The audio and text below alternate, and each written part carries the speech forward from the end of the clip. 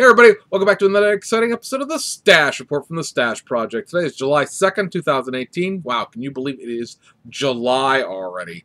Halfway through the year at this point, and what do we have to show for it? You know, a lot of more boxes.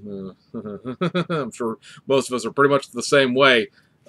Just looking at online things, you had all the Ollie sale stuff, and now there's been a major clearance for the reset at Hobby Lobby for most people.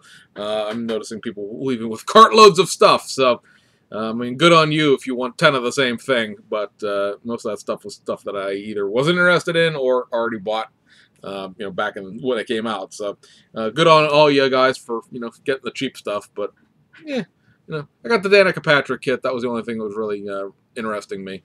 A lot of the stuff I've seen on sale from people, Hobby Lobby stuff. Again, just one of those things where it's great for you guys. Just not anything even at, you know, $8 or $9 is going to really trip my trigger. Just because so much of the domestic stuff. You know, I know you guys are all like, oh, I just import. A lot of the domestic stuff that is reissued, I have like originals of, because a lot of the stuff has been, you know, 80s, 90s kits as of late. You know, and it's just I have the stuff. I'm one of those people that, you know, when we all did those videos, I think it was a year and a half, maybe 2 years ago now, about how you got your start in the hobby and things like that. I covered the fact that, like, you know, I managed to carry with me all of my kits from my childhood through various moves and storage lockers and things like that. So a lot of the domestic stuff that's being reissued isn't necessarily things that I'm not interested in. It's just I already have some and I don't really need another one. There's been a few things that have been reissued recently out around too, where it's been like, I might buy the new one and sell the old one because fresh decals, but it's not, I'm going to build it right away anyway. So it would probably, you know, 20 years from now, I'll be in the same position, just really, you know, a great deal more older and crankier, and you know, just be like, you're reissuing that 69 Oldsmobile. I'm going to sell my 2015 or 2016 reissue of that because new decals. You know, your mileage may vary. I'm trying to think of anything that was going on online that I wanted to talk about, because it's been a very hectic week. I've started my new job, which is why obviously I have the shave thing going on. Doing a lot of not what I was hired for work and sprained my wrist in the process. So, you know, it's, like I said, very, very hectic at being, you know, new job and all the stuff that goes along with that. And I'm trying to think what there's something lingering back there. Maybe it'll come back to me. But in the meantime, let's talk about kit announcements. So we have Aoshima's September stuff. This is going to be, you know, their, you know, big push items. You know, they always do a secondary thing where they list all of the kits that'll be just reissued. But these kits are legitimately, you know, reboxed. All of them are reboxed reissues, but a bunch of it is stuff that has not been seen in a long time. So first up is the 1980s Nissan Skyline two-door Ken and Mary, and the Toyota Mark II X41, which is also a 1980s Toyota Mark II. You might be thinking, okay, so those kits been reissued recently, not that long ago, a couple of different versions of the Mark II. What's so great about these? Well, these are going to be the introduction of what I believe will be the series of more Grand Champions. Anybody remembers the Grand Champion reissues? They had the what, 16 kits that were in that series. They reissued all of them. That's where we got all these 14-inch wheel sets from and all that. I told you there were actually 5 sets of those kits done. There's Grand Champions, more Grand Champions of the 80s, all these. Well, here we go with the more Grand Champions series. So this is actually, I believe 18 kit series. There were 16 numbered kits, and then there were another 4 or 5 special issue releases. So it'll be interesting to see what we get out of that in terms of all of them or not. But this, again, more Grand Champions. So this is more wacky Japanese, you know, over-fender giant spoiler goodness. And, yeah, so off to the races we go with that. In the Tune, or not rather Tune, but in the model car lineup, it would be interesting if we get anything from the Tune model car, if the Grand Champions thing's going to take that over for a couple months. But in the model car lineup, Several of these are things, like I said, have not been around for a while. First up, the 1992 Nissan Cedric and Gloria Y32 Gran Turismo Ultima.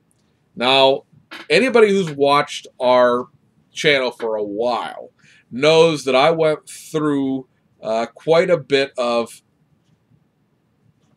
Japanese auctioning to get my copies of the Y32 Cedric and Gloria Gran Turismo. They were kits that were run back, obviously, in like 1993 when the cars were brand new. They were the kits, I'm looking at mine over the top of the screen here. They were kits that were, I think, new tooling, actually, because the Y31s were on a motorized chassis, and the Y32 and Y33 Cedric and Glorias, which pretty much all look the same, but there are some subtle, I always said sluttle, sluttle. There are some subtle, slight differences between the two cars. But like I said, the Y32s, I don't believe they've been reissued in 15 years, maybe more, because they did get a reissue after the original boxings in the late 1990s, perhaps early 2000s. But that has been it. It is not. They have been reissued since then. The kits are very, very close in terms of what they are, so this is going to be one of these situations where they're going to just throw all of the parts out of both the kits into one box. The bodies are the same. The differences would be grill and some trim level stuff, wheels. Be interested to see if they include the photo etch, because the original Y32 kits came with little frets of photo etch with Nissan and Cedric or Gloria logos and things like that. See if they include both photo etch fringes or make a brand new one that's everything.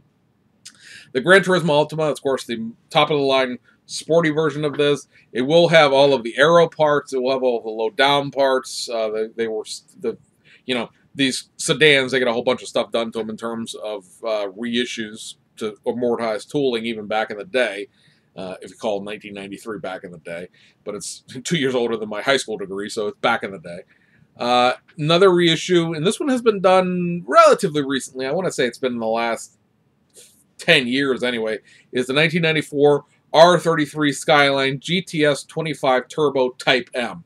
Now, the R33 is a two-door, right? It's not a four-door like the R34, but it is a 25 GT Turbo, which is not a GTR, but right up there up against it. So it has a completely different front fascia than a regular R33 does.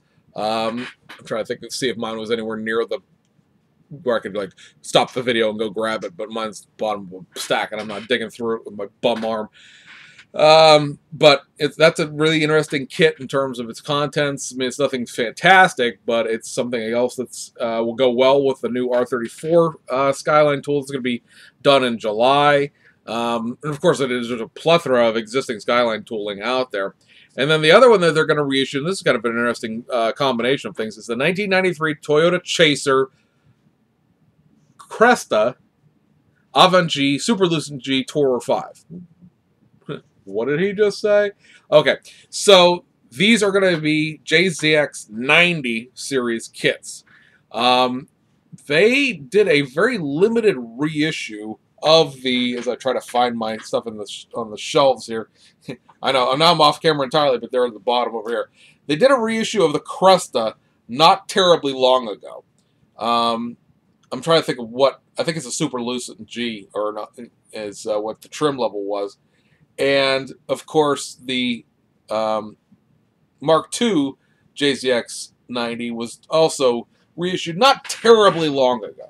And when I say not terribly long ago, I mean within the last decade, like within the 2010s. So nothing more than 8 years old at this point. But the Toyota Chaser of the JZX 90 thing has not been reissued 15 years plus.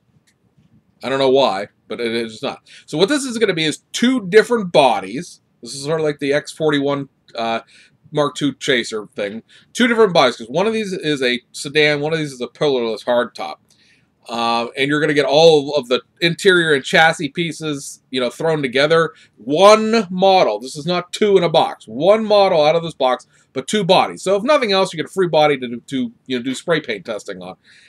The Cresta is either an Avant G or a Super Lucent G, which are like totally meaningless trim levels, but they're trim levels in Japan. And then the Chaser is the Tourer 5. There's probably be at least 2 wheel sets in here, if not more, because they again are throwing all of the aero parts, all of the low down parts, all of those things.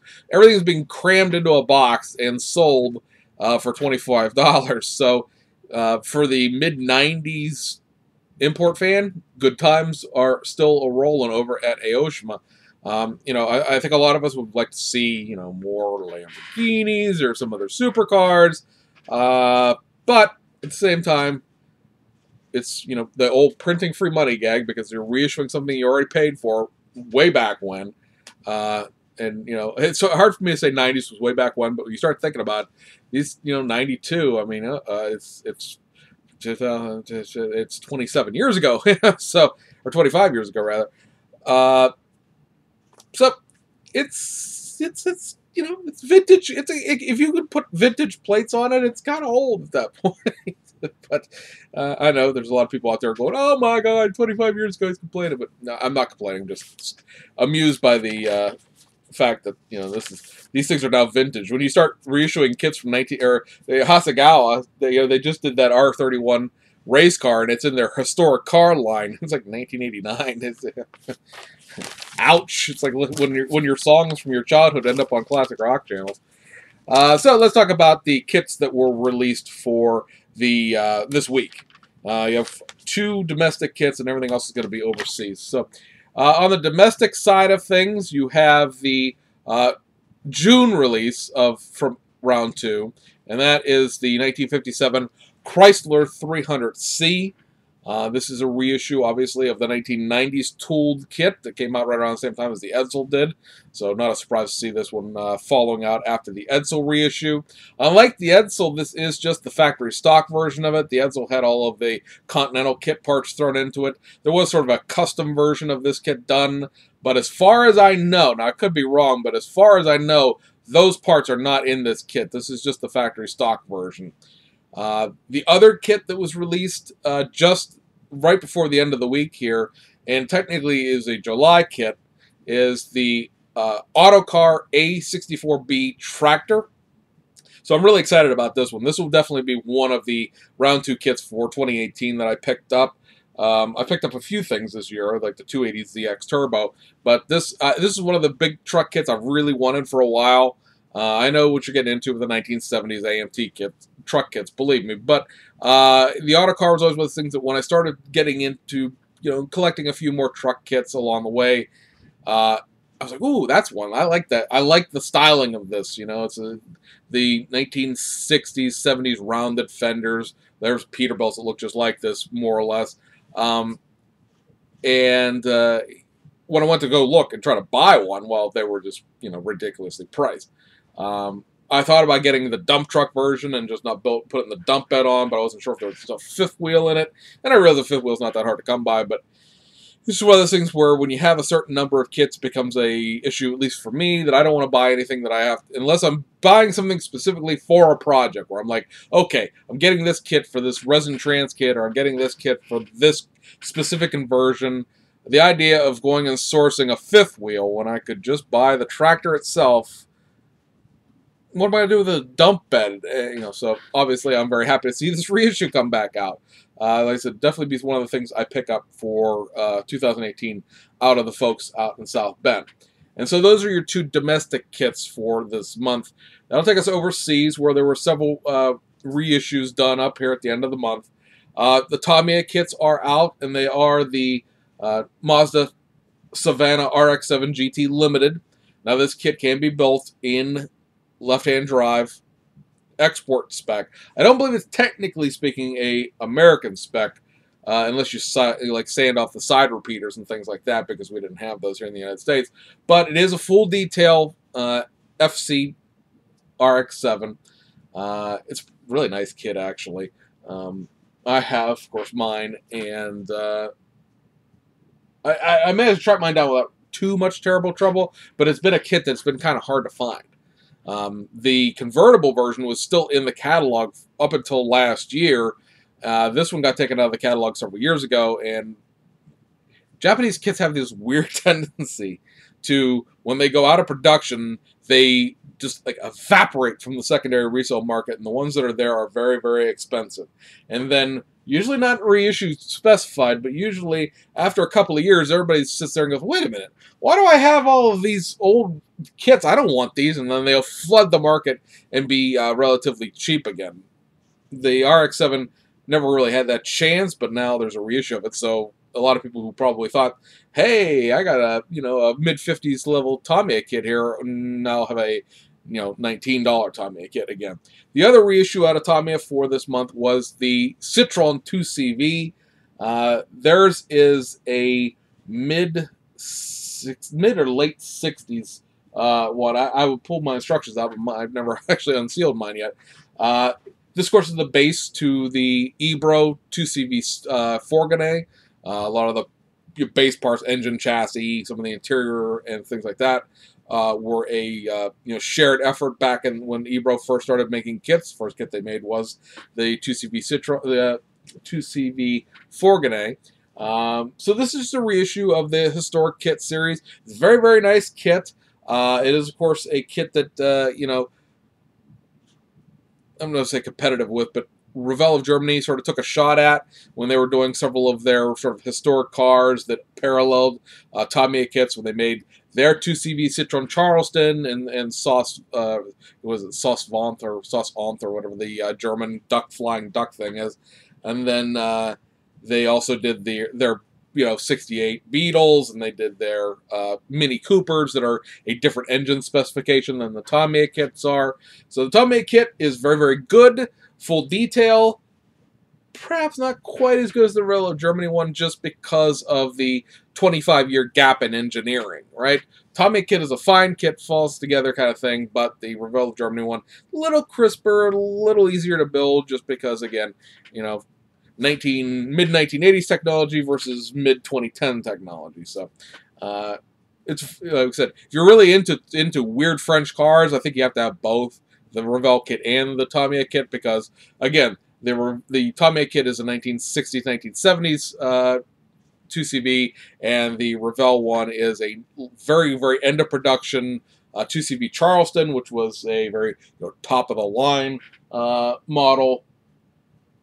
When you look at them, it's not very easy to tell the differences, but if you study them for a while, you realize there are very, very subtle differences in the production. It's one of those cars that look pretty much the same the entire time it was done, but little things were done here and there as the model progressed and technology adapted, headlight technology and things like that.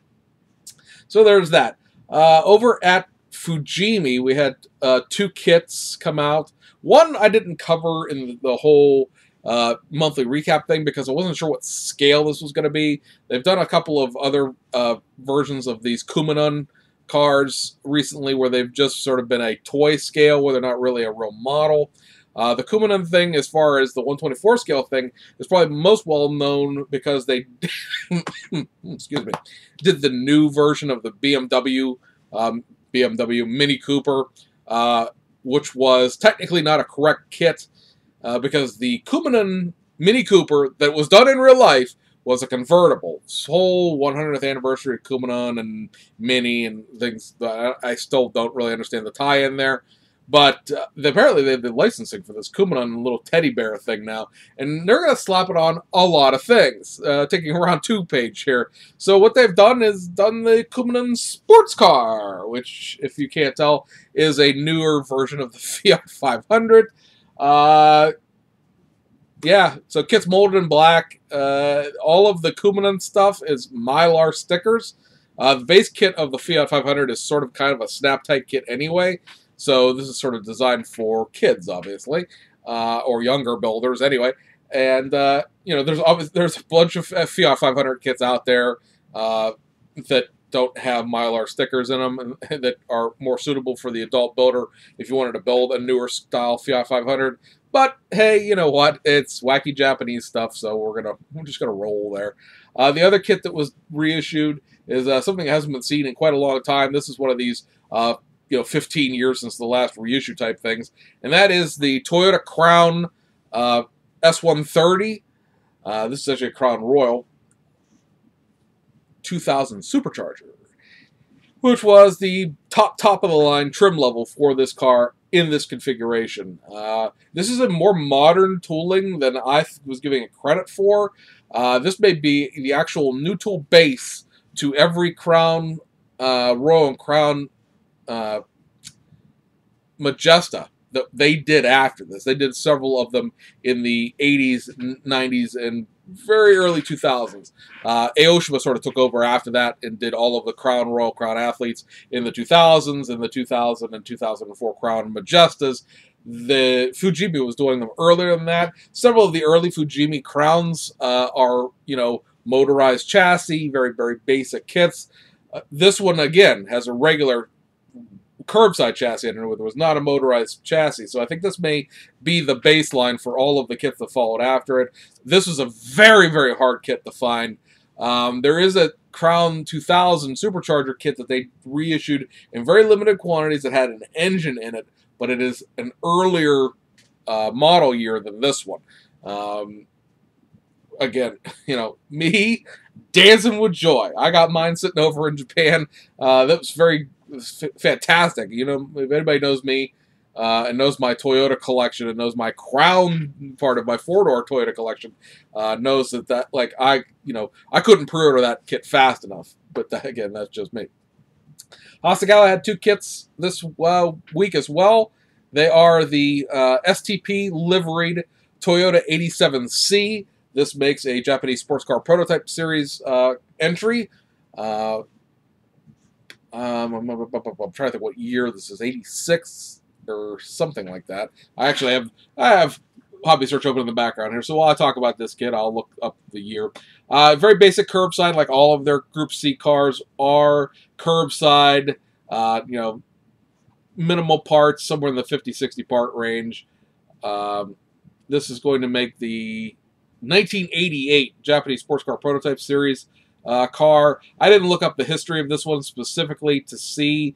They do require you, actually, because this kit is really the 88C that they sort of backdated, they do require you to get some sheet stock and fix the fender wells, because the fender wells on this car are sort of a archway rather than being a full semicircle. It sort of goes up and then flattens out and then goes back down. So it tells you to go get some 1 millimeter thick sheet stock and fix the wheel wells. So know that going in. You do have to paint the red, I believe. Let me take a peek here at the decal sheet since I'm already on the page. I think you paint the car white, obviously, and then the blue stripes are all done in the decals, but the red stripes on the bottom are not. The red stripes on top, behind the cockpit, are on the decal sheet, but it is a two-tone. You're going to have to paint the bottom trim part red. So know that going in, but still a little interesting conversation piece. It is a reissue. I did look back far enough and found that they have done that livery before. And then the other one is a kit. I thought these were going to be resin, but they're actually injected molded, so that's kind of interesting, is the Figure Collection 01. So apparently we're going to do some figure kits here in the future. And these are the 1980s Bubbly Girls. Hey, Bubbly Girls! I don't know. What else can you say? So you get the idea how big they are by the palm of the hand there. So they're, about maybe 3 inches, 4 inches tall, 1/24 scale. Neither one of them have a proprietary skirt. If any of you have teenage daughters, you know that they could never wear that in school because the dress stops before the end of the fingertips. So you get some mini skirt type things here. I guess they're just out on the town. They don't look like ladies of the evening necessarily, but they are definitely out to go find themselves some free drinks. I like the girl in the dark blue there with the brick cell phone. They are molded that way. So the brick cell phone and this lady with carrying the purse are molded to them. That's not a part you add on. But they are injected molded rather than being resin. So I was very interested when that came out. And it said injected plastic. I'm like, no, those are supposed to be resin. And then you look at them, and sure enough, they're mounted to parts trees, just like the Master Box figures are. So apparently, the Master Box figures are selling pretty well. At least some of them are, enough to get Hasegawa to go, well, yeah, we can make figures. So, well, they did. So there you go. Then you have a couple, 3 things out of Aoshima here to wrap up the video. First is a reissue of the Lamborghini Huracan kit, so just restock, nothing new here, just fill in the shelves, as it were. Another restock to fill the shelves is the Toyota 86 GT Limited pre-paint in the what are we calling this? Lightning Red, I believe is the color, right? Yes, Lightning Red. This does include the left-hand drive parts and the decals and all that stuff, so you can build a Scion out of it. If you want to do sort of a quick, if you're a bit interested in these kits and you didn't want to, go through the whole thing, hey, it's all painted for you. Just put it together. Seam lines, separation marks and all that stuff as well. Let's talk about no engine in the pre-paints. Those are curbsides. Excuse me.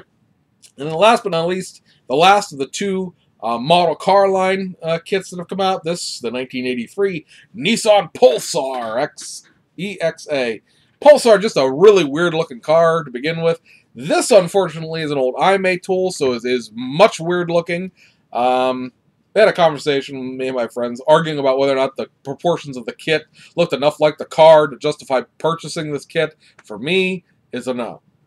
For you, maybe. Depends on how much you like the Pulsar, I guess. I mean, this is a car we did get here in the United States. I distinctly remember that. It is a left-hand or right-hand drive only JDM only version of the Pulsar, obviously, because it was tooled up in the 1980s by a completely separate company. But if you're interested, that's back out. It's probably been about 5-6 years since that kit was reissued. And then the other kit that's a little more interesting, just based on its parts content, is this. This is the 1984 Nissan Silvia, Nissan Gazelle S12. Now, the Silvia and the Gazelle were sold at different Nissan dealerships. Nissan had like a Nissan dealership for the people, and then the top-of-the-line Nissan dealership, and there's a different name there, and it's out of my mind right now, and I'm not going to look it up. But the Silvia was sort of the top, was the next to the top line at the dealerships that would sell you a Fairlady. What would be in 1980s would be a 280 ZX Turbo. The Gazelle was the top of the line Nissan dealership where they would sell you a Skyline. Differences in these kits, as far as the parts go, is there's different grille inserts and different tail lights, because they were slightly different, and of course, obviously, decals and things like that. You do get the wheels on the box art. I'm not sure those are necessarily factory stock Silvia Gazelle wheels, but those are the wheels you get. And you get a bunch of different 1980s customizing pieces, a bunch of over fenders and big goofy spoilers, and those big weird things that ran down the front of the hood that made them look like super, it wasn't Super GT back then. There was a different name for it. Oh, it's right there on the tip of my tongue and it's gone. But there's a race series where all of these cars were done up to look like Group 5 cars, basically. And all those parts are in this box. So, like I said, it's kind of an interesting kit. It might be something I end up picking up in the end. Very motorized. It's an old motorized kit, very basic and things like that as far as the kit contents. But it's kind of just interesting enough that it might be enough to sort of kick me over, because I don't have an S12 Silvia. I have S13s, I have S14s, I have S15s. The S12 from Fujimi is really not that great. Worse than this, not great, I guess. So, anyway, guys, that pretty much covers this video. The MAN filter, Nürburgring AMG GT3 decals did come out this week, so those are done. We anxiously wait to see what the July decals du jour out of Studio 27 will be. And really, other than the Girls in Panzer Drift Silvia out of Platts, everything came out this month. So another pretty much successful month. And we just did our July compilation video for you guys. So depending on the upload order, you've already seen it or you will see it shortly. Where we cover the stuff in July. It's a lot of good stuff there. Probably my heaviest order month, just because of a lot of the Aoshima reissues that I wanted to get are all coming out at one time. And then, yeah, we will plow further off into the summer and see what comes out then. I'm kind of interested. We know the August Hasegawa stuff, so I'm kind of interested in the September Hasegawa stuff, because we've gotten the September Fujimi stuff last video. Now we got the September Aoshima stuff in this video, so come on, go Gadget September Hasegawa, because I'm just really enjoying what they're doing with their stuff right now. So anyway, guys, hope you enjoyed it. Hope you have had a great weekend.